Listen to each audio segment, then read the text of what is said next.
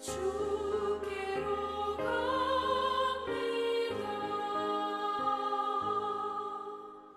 낭패와 실망 당한 뒤에 예수께로 나갑니다.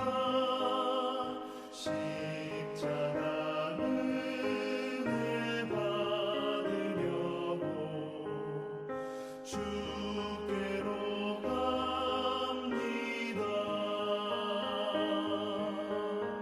슬프던 마음 위로받고 이생의 풍파 잔잔하며 영광의 찬송 부르려고 주께로 갑니다.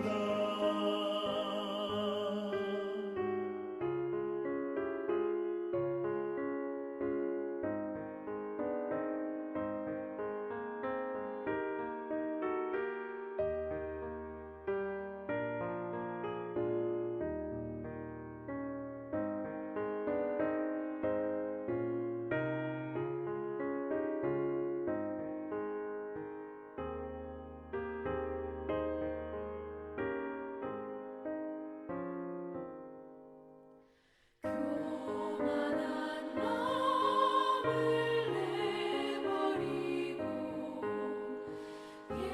예수께로 나갑니다. 복 되신 말씀 따르려고 주께로 갑니다. 실망한 이 몸 힘을 얻고 예수의 크신 사랑받아 하늘의 기쁨 맛보려고 주께로 갑니다.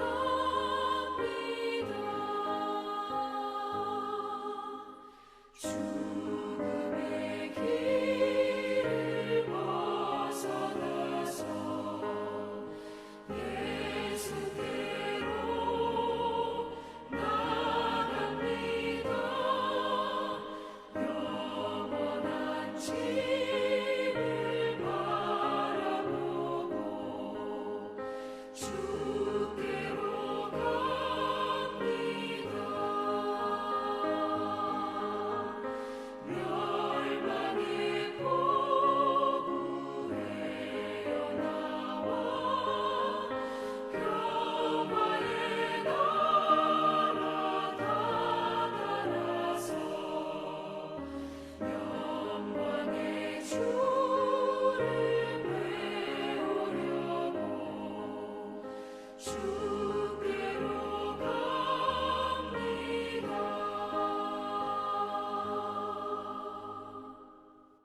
수요일 아침에 하나님께서 우리에게 주시는 말씀 갈라디아서 5장 1절에서 6절의 말씀입니다. 우리 갈라디아서 5장 1절에서 6절의 말씀을 저와 함께 소리내서 봉독해 주시기를 바랍니다. 그리스도께서 우리를 자유롭게 하려고 자유를 주셨으니 그러므로 굳건하게 서서 다시는 종의 멍에를 매지 말라. 보라, 나 바울은 너희에게 말하노니 너희가 만일 할례를 받으면 그리스도께서 너희에게 아무 유익이 없으리라. 내가 할례를 받는 각 사람에게 다시 증언하노니 그는 율법 전체를 행할 의무를 가진 자라. 율법 안에서 의롭다 함을 얻으려 하는 너희는 그리스도에게서 끊어지고 은혜에서 떨어진 자로다. 우리가 성령으로 믿음을 따라 의와 소망을 기다리노니 그리스도 예수 안에서는 할례나 무할례나 효력이 없으되 오직 사랑으로서 역사하는 믿음뿐이니라. 이는 살아계신 하나님의 말씀입니다. 자, 우리가 오늘은 갈라디아서 5장을 함께 보고 있습니다. 갈라디아서 5장은 갈라디아서의 후반부에 해당이 돼요. 전반부 4장까지는 교리 문제를 다루고 있고요, 후반부는 윤리 문제를 다루고 있는데 이 순서가 굉장히 중요해요. 우리는 언제나 어떻게 사느냐는 문제를 놓고 걱정하며 지내요. 우리가 뭘 마시지? 뭘 먹지? 오늘 어떻게 하지? 이거는 해답이 없는 걱정이에요. 끝이 없어요. 어떻게 사느냐의 문제는 왜 사느냐, 이 문제에서 시작하는 게 좋아요. 여러분, 결혼 생활하게 되면은 나중에 시간이 지나면서 지치기도 하고 후회가 돼요. 사랑이 식어지고 실망이 되고 우울해지기도 해요. 생활하는데 이런저런 복잡한 문제가 막 있거든요. 그럴 때 아유, 내가 어쩌다 저런 인간하고 결혼했지? 이렇게 얘기하면 안 돼요. 그러면은 자기의 인생일 때 그 결정이 실패가 되거든요. 실수가 돼버려요. 그러면은 내가 우습게 되는 거예요. 이럴 때 내가 왜 결혼했나 스스로에게 물어봐야 돼요. 사랑하니까 결혼했잖아요. 사랑하니까 결혼했다. 이렇게 사랑 때문에 결혼했음을 되돌리게 될 때 내가 높아지고 고상해질 수 있어요. 그러므로 why, 즉 왜, 이 문제는 언제나 how, 어떻게 문제에 대해서 해답을 줄 수가 있어요. 신앙생활할 때 무엇을 믿느냐 하는 것은 어떻게 살 것인가에 대한 해답을 주게 됩니다. 내가 믿는 대상이 누구인지, 내가 믿는 내용이 뭔지를 정확하게 알게 될 때 내가 어떻게 살아야 되는지를 알게 해준다는 거예요. 바울 서신들에서 주장하는 것은 언제나 교리적인 훈련, 다시 말하면 신앙적인 훈련이 먼저예요. 알아야 믿을 수 있고 깨달아야 사랑할 수 있고 이해해야 감사할 수 있다는 거죠. 갈라디아서 1장에 4장을 보면은 우리가 무엇을 믿느냐, 믿음으로 구원 얻는다는 의미가 도대체 뭐냐, 이걸 얘기하고 있고, 갈라디아서 5장은 믿음으로 의롭게 된 사람들은 그러면 어떻게 살아야 되는가, 이 문제를 얘기하고 있어요. 자, 1절을 보면 그리스도께서 우리를 자유롭게 하려고 자유를 주셨으니 그러므로 굳건하게 서서 다시는 종의 멍에를 매지 말아라, 바울은 얘기해요. 크리스천의 윤리는 자유예요. 장로교 교리는 신앙의 자유, 양심의 자유에 대해서 얘기합니다. 그리스도인은 어떻게 살아야 되는가? 자유롭게 살아야 된다는 게 갈라디아서의 논점이에요. 율법주의자가 돼서는 안 된다는 거예요. 근심과 두려움에 잡혀서 벌벌 떨며 걱정하며 지내서도 안 된다는 거예요. 어떤 규례와 규정에 매일 필요가 없다는 거예요. 만약 이게 안 되면은 우리의 신앙을 한번 점검해 보자는 것이 갈라디아서입니다. 양심의 자유, 생각의 자유, 사상의 자유는 항상 신앙의 자유에 그 뿌리를 둬요. 종교가 모든 자유의 기초가 됩니다. 자, 여러분, 세계사를 보면은 독재자들이 이렇게 공언했어요. 나만 잘 따르면 당신들에게 자유를 줄 거예요. 그런데 실제로 자유가 주어진 나라는 하나도 없었어요. 민족은 하나도 없었어요. 볼셰비키 혁명의 주역이었던 소련 공산당을 좀 보세요. 노동자, 농민의 나라를 만들고 민중들에게 자유를 준다고 선동을 했어요. 폭력으로 나라를 뒤집었어요. 혁명으로 나라를 뒤집었어요. 그리고 종교의 자유를 박탈을 하고 무섭게 기독교를 박해했거든요. 그러다 결국 어떻게 됐어요? 점점 더 가난해지다가 결국은 버틸 수 없이 나라가 가난해져가지고 소련이 망했어요. 소비에트 연방공화국이 해체가 되어버리고 연쇄 도산이 일어났잖아요. 지주들과 부르주아를 때려잡긴 했는데 더 심한 공산당 놈들이 나타나서 자유를 억압해요. 그러면서 모든 방면의 자유가 다 실종돼 버렸어요. 그러다 보니까 결국 공산주의 정권은 자유가 아닌 더 무거운 짐만 민중들에게 얹어놨던 거죠. 완벽한 자유를 보장하는 것은 이념, 정치, 이데올로기가 아니에요. 완벽한 자유를 우리 인간들에게 보장하는 것은 하나님밖에 없습니다. 여러분, 에덴 동산의 선악과를 봐요.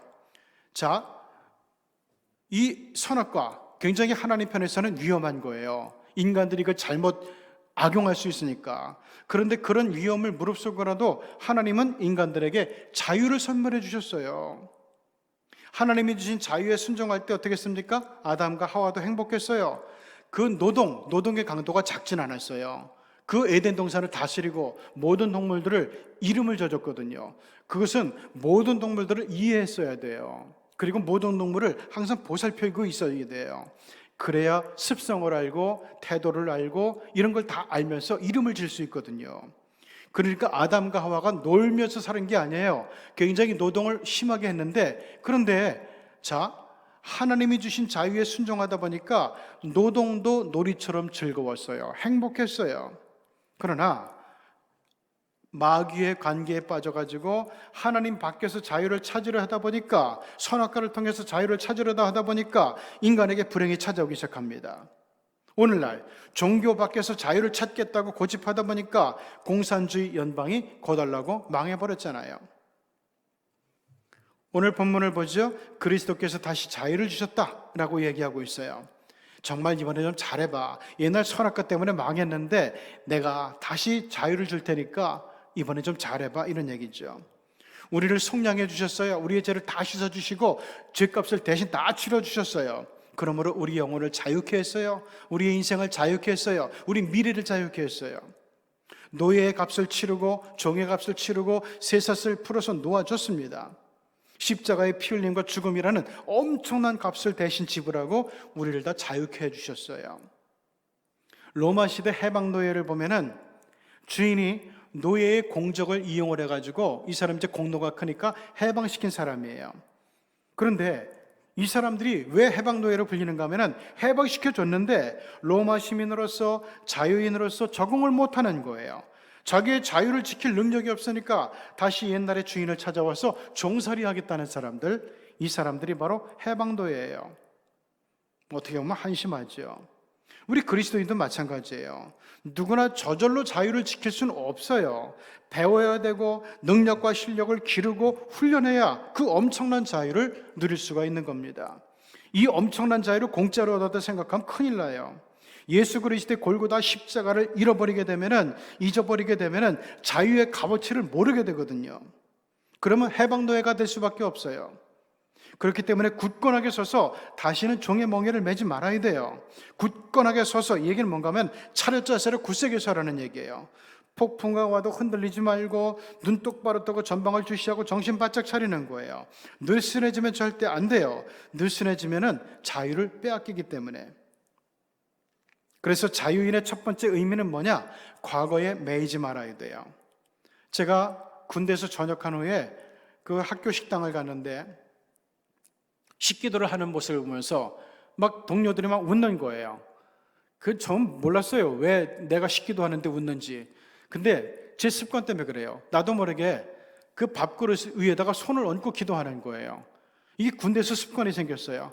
뭐 맛있는 반찬이 있으면 이놈저놈 막 장난으로 막 가져가고 장난치거든요.